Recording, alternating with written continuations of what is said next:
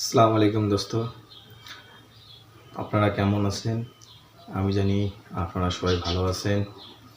তো আজকে আপনাদের সামনে আমি যে বিষয়টি তুলে ধরবো সেই বিষয়টি হলো ইসরায়েল এবং ফিলিস্তিনের যুদ্ধ। ইসরায়েল এবং ফিলিস্তিনের যুদ্ধে প্রায় ৩৬,০০০-এর মতো লোক মারা গেছে। এখনও দিনে ২০০, ৩০০, ৫০০ লোক মারা যাচ্ছে। সেটি আমেরিকা করতেছেন। তো ইসরায়েলের যে ক্রুরতা, যেভাবে মানুষকে মারতেছে, কিন্তু আমেরিকা তার বিরোধিতা করতেছেন না, বরং তাদের সাথ দিচ্ছেন। তো যতগুলি রিপোর্টে আমি দেখলাম, আর যতগুলো নিউজ বা আল জাজিরা নিউজ বা অন্য নিউজ থেকে যে খবর আমি কালেক্ট করলাম এবং আমাকে যে খবরের মধ্যে যে থ্রু পাওয়া যায়, সে বিষয় থেকেই আপনাদের কিছু জানাবো। প্রায় 4 মাস হয়ে গেল, 4-5 মাস হয়ে গেল যুদ্ধর। এখনও ইসরায়েল এবং গাজা এখনও শান্তিপূর্ণ হচ্ছে না। তার মেন কারণ হচ্ছে আমেরিকা সব জায়গায় কূটনীতি এবং অশ্লীলতা করে তার রাজত্ব কায়েম করতে চায়। তার আর একটি উদাহরণ হলো রাশিয়া এবং ইউক্রেনের যুদ্ধ। রাশিয়া এবং ইউক্রেনের যুদ্ধ তো আমেরিকার কারণেই হয়েছে, এবং ফিলিস্তিন আর ইসরায়েলের যুদ্ধটাও ওই আমেরিকার কারণেই হচ্ছে। কিছু কিছু জিনিস আমি আপনাদের সামনে ধরে দিচ্ছি, আপনারা দেখুন স্ক্রিনে। এর আগেও আমি কিছু আপনাদেরকে দেখাইছিলাম, তো আপনারা দেখছেন কিনা আমি জানি না। যথাযথভাবে আমার এই ভিডিওটিকে আপনারা শেয়ার করবেন এবং 2-4 জনের কাছে পাঠিয়ে দিবেন, এবং আমাকে আপনারা লাইক করবেন, আমার ভিডিওতে কমেন্ট করবেন এবং আমাকে এগিয়ে যেতে সাহায্য করবেন।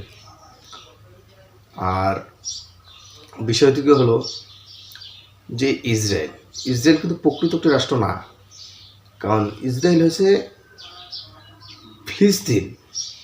তারা যেমন ধরনের, আপনাকে একটা উদাহরণ দিচ্ছি, আমার জায়গা, আমার বাড়ি, একজনের জায়গা নেই, সে এসে বলতেছে বা আপনি বলতেছেন যে আপনার তো অনেক জমি জায়গা, আপনার তো খাওয়ার লোক নেই, আপনারা 2-4 জনকে আপনার যে বাড়ির জমি আছে সেগুলো জায়গা দেন বাড়ি করার জন্য। সে অনুযায়ী ফিলিস্তিনিরা ছিল খুবই, দ্বিতীয় বিশ্বযুদ্ধ পরে যে ইহুদিদের যে অত্যাচার হিটলার করেছিল, এই হিটলারের অত্যাচারের জন্য বহুত ইহুদিকে গ্যাস চেম্বারে মেরে ফেলছিল। তো আমেরিকা এবং তার সহকর্মী যে দেশগুলো ছিল, তারা দেখছিল যে ফিলিস্তিনে অল্প কিছু সংখ্যক লোক ছিল এত বড় একটা রাষ্ট্রেই, তারা রিফিউজি হিসেবে সেই ইহুদিদেরকে ফিলিস্তিনে পাঠিয়ে দিয়েছিল সেখানে থাকার জন্য। আস্তে আস্তে আস্তে আস্তে তারা আমেরিকার সাহায্য নিয়ে এবং যে ইউরোপ কান্ট্রির দেশগুলোর সাহায্য নিয়ে তারা আস্তে আস্তে যে ফিলিস্তিনের লোকগুলো ছিল তাদের অত্যাচার এবং বিতাড়িত করতে থাকে। এবং একদিন তারা ফিলিস্তিনের যে সমস্ত লোক ছিল তাদের বাড়িঘর দখল করতে লাগে। এরকম করতে করতে তারা হাতিয়ারবদ্ধ হয়ে যায় এবং তাদের মধ্যে সংঘর্ষ বেঁধেই থাকে। এই দেখে আমেরিকা এবং ইংল্যান্ড, জার্মানি এরা সবাই মিলে বুদ্ধি করে তাদেরকে একটি পৃথক রাষ্ট্র দেয় না, একটা রাজ্য করে দেয়। কিন্তু ফিলিস্তিনেরও একটা রাজ্য গঠন করে দেয়, কিন্তু ইসরায়েল সেটা মানে না। তারা আস্তে আস্তে সেনা, তাদের অস্ত্রশস্ত্র, বিমান এবং যুদ্ধজাহাজ তারা আস্তে আস্তে ক্রয় করে, এবং একদিনে বা কয়েক মাস বা কয়েক বছর তারা শক্তিশালী হয়ে ওঠে। আর যে ফিলিস্তিন, তারা আস্তে আস্তে আস্তে আস্তে কমজোর হতে থাকে। যে মেন সমস্যা হলো যে ইসরায়েল ফিলিস্তিনের যে প্রচুর নিপীড়ন করে। এই দেখে গাজার যে সংগঠন, এবারেই আক্রমণ করে দেয় ইসরায়েলকে। আক্রমণ করার পরে তারা ক্রুতভাবে প্রায় ফিলিস্তিনের 36,000-37,000 লোকদের মেরে ফেলে। কিন্তু আমেরিকা চুপ থাকে এবং অস্ত্রশস্ত্র দিয়েই সাহায্য করে। হেজবুল্লাহ এবং ইহুতি, ইরান তারা গাজার পাশে থাকে, ইসরায়েলের পাশে আছে। হেজবুল্লাহ ইসরায়েলের আর একটি শত্রু দেশ হচ্ছে হেজবুল্লাহ বা লেবানন। হেজবুল্লাহ নামক একটা সংগঠন আছে।